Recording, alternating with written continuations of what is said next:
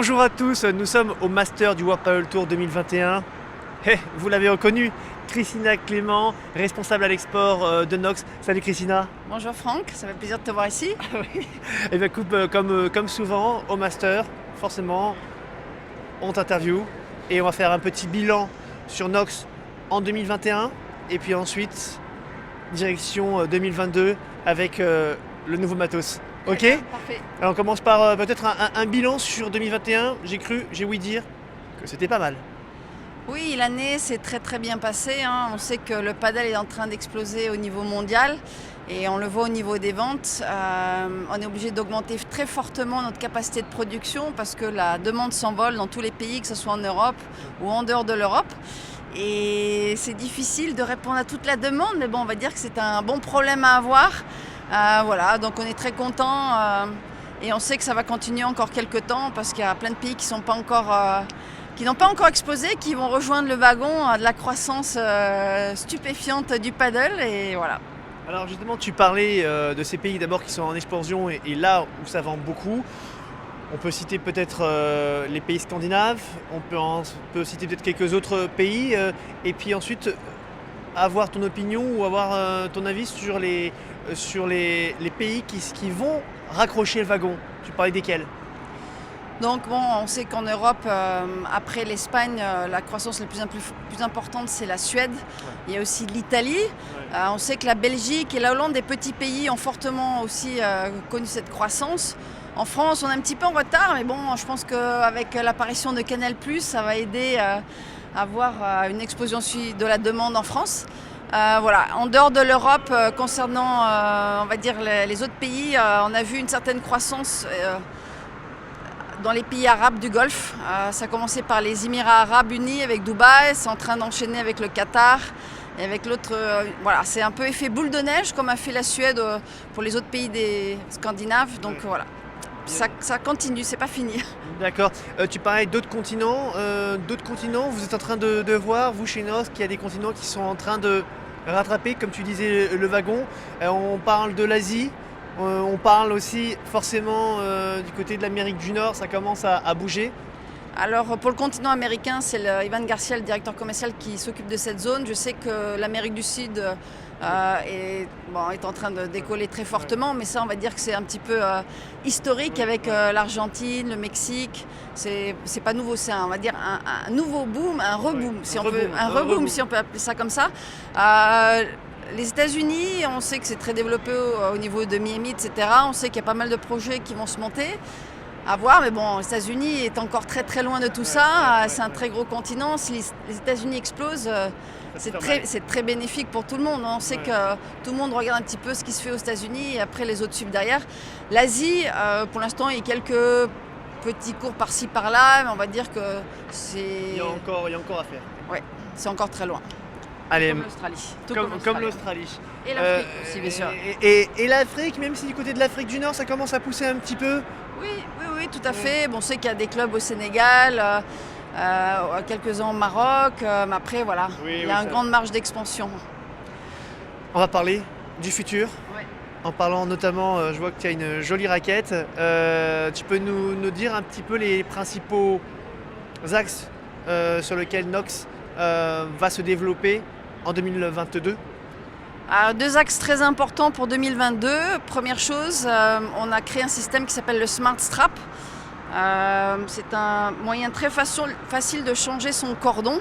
Quand vous transpirez beaucoup, quand le cordon est usé, voilà, on a créé ce système ingénieux, tout simple, et en un coup de balai, voilà, je peux le montrer, et un petit... Voilà, donc vous avez possibilité d'avoir un cordon normal type bracelet ou un cordon type lacet. Voilà, vous voyez, vous avez cette petite bouclette qui sort et vous avez juste à intégrer donc le Smart Strap et ensuite, hop, le tour est joué. Ou presque joué.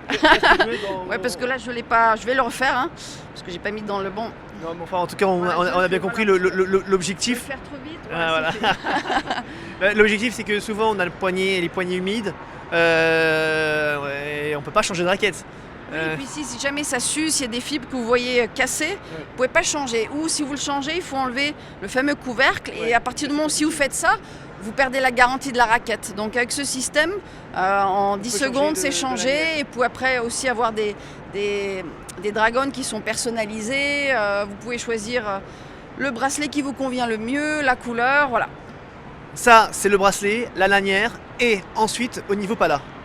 Au niveau pala, alors j'aimerais mettre un accent sur le fait que pour la collection 2022, on est la première marque à faire certifier par un laboratoire indépendant la qualité de nos raquettes pour la collection 2022.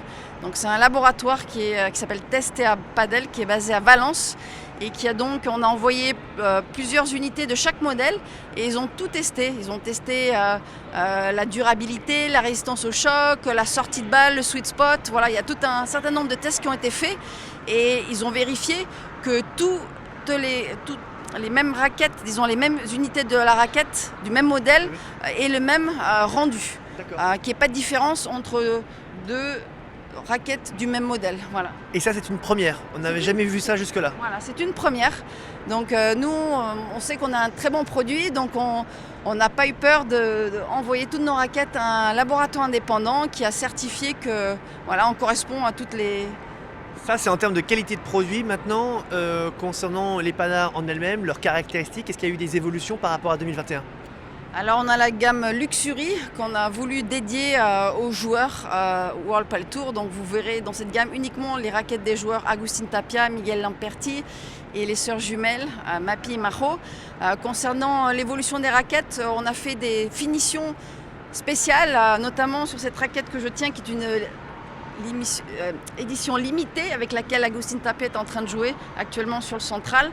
Voilà, donc il y a une finition Spin Plus technologie où vous avez 2 en 1. Vous avez la finition en vernis au niveau du logo et ensuite la finition et puis en relief 3D et ensuite vous avez la finition mat et avec du sable de silice concernant le reste de la raquette. Donc ça c'est innovant. Autrement, on essaie toujours... du sable de silice. Du silice, oui, du silice sur les raquettes. Sable de silice. Tout à fait. Ah d'accord, c'est ce qui donne l'effet rugueux à la rugosité, d'accord, voilà. la rugosité de la raquette. Donc l'effet vernis permet de donner un peu plus de puissance, contrôle, et là un peu plus d'effet. Voilà. Donc 2 en 1. Alors une raquette 2 en 1, c'est la raquette de Tapia. Il joue actuellement avec là sur ce master. Il a choisi de disputer le master final, voilà. Donc on verra si ça match. Mais il a gagné le premier set là, on verra si ça continue. Au niveau nouveauté, peut-être d'autres éléments ? Oui, je voulais rajouter que le fameux best-seller que tout le monde connaît, la ML10 Pro Cup, on a voulu qu'elle soit présente aussi dans la gamme Luxury, donc on a choisi un moule Luxury et Miguel Lamperti trouve que ce nouveau moule donne plus de puissance à la raquette. On a aussi apporté de la rugosité à la surface et depuis qu'on l'a fait tester il y a 2-3 mois, il ne joue plus qu'avec celle-là et il tombe amoureux. Voilà. En hiver comme en été ? On verra ça, mais en tout cas, ça fait 3 mois qu'il ne quitte plus cette raquette. Et ça m'a été confirmé par son entraîneur qu'il adore. La ML10 Pro Cup Luxury. Oui, tout à fait. D'accord, super. Au niveau dames peut-être ? On a eu. Alors, avant de passer au niveau dames, je voulais expliquer qu'au niveau de la gamme AT de Agustin Tapia, jusqu'à présent, il avait 2 raquettes. On a fait une augmentation, il a 4 raquettes parce qu'il jouait qu'avec du carbone 12K jusqu'à présent et il trouvait que c'était un petit peu trop souple pour lui. Donc à sa demande, on a sorti la AT10 Genius 18K qui est la raquette orange avec laquelle il a joué jusqu'à présent et je pense que il va continuer pour la saison prochaine une fois le master fini. La différence entre cette raquette et la classique ? Donc celle-là, elle a du carbone 18K, donc elle a plus de fibres, donc forcément elle sera un peu plus rigide.